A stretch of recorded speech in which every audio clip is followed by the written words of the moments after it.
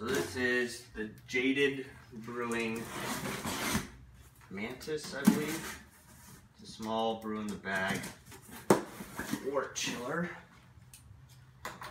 Tried to build my own. I'll show you a little bit of that video, but nice. Little thank you card. Clean and sanitize prior to use. Ensure all manufacturing oils are removed. The output side is hot. Cool. Yeah.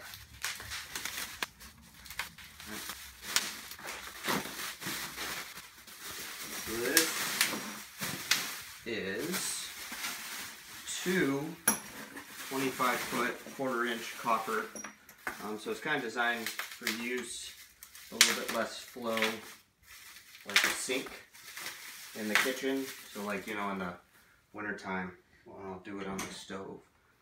But yeah, hose fitting on one side, and then the output side long enough to string somewhere else. But also pretty easy. You could swap out connections. You could probably even put like a little hose disconnect there. But yeah, the water comes down and it hits what looks to be, depending on where you put it, you can have it hit the top first, which is, yeah, that size, which is right. You want the top of the wort to be cooled first. So really nicely separated.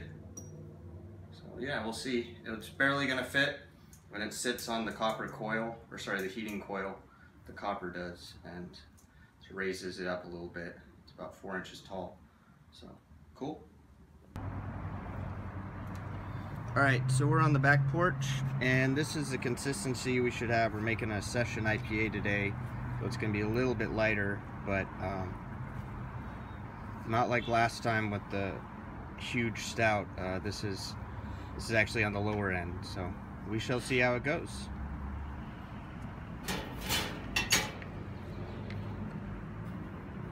So,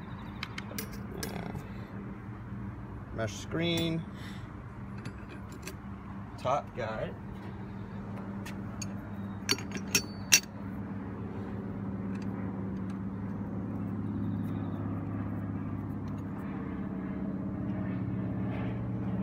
and again we're just trying to make sure that the malt pipe seals.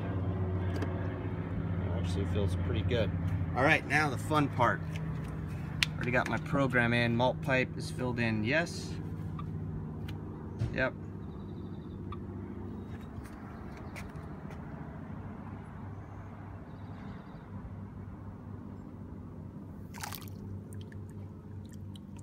Cool. All right. And then that'll just circle. So it's going to do all the programs, right? It's going to do all the temperature rises, rests, and then rise up a little bit again to break down some of the sugar. So yeah, cool. So we're about to do the mash rest, and the wort's a lot clearer this time, and well, we can see it this time, and we hit our gravity spot on. So getting your brewing salts right and getting the grain to water ratio really critical. So starting to boil. I'm leaving the top on to have it heat up a little bit faster. We nailed our predicted efficiency in Beersmith right on. It's about 87% efficient, so just goes to show that you need really good pH considerations and the density of grain to liquid. So good deal. Alright, so we're coming up 15 minutes in. We're gonna do our first hop addition, kind of maxing the Braumeister out, so we're gonna dump it in a little bit. There's the bell, so go ahead and dump them in.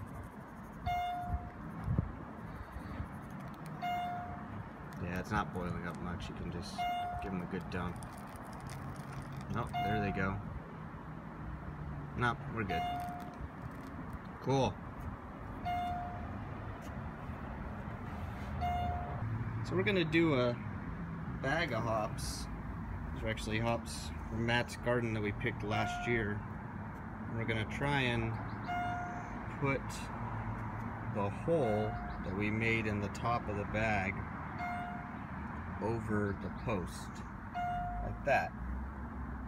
And yeah, we'll see how that works out. All right, so we're about 15 minutes before the end of the boil. We're gonna put the wort chiller in, and perfect, right over that. Just settles right there. Nice. All right, we're about to start the cool down. We're gonna set a timer. Right now we're at 100 C, so we'll see how quickly this goes.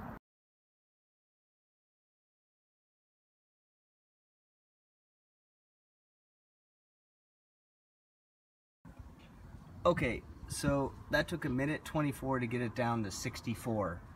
I'm having a hard time believing that, so we're gonna let that sit, and I'm gonna stir it a little bit. But if that is true, that is absolutely awesome. Yeah, it's still coming down.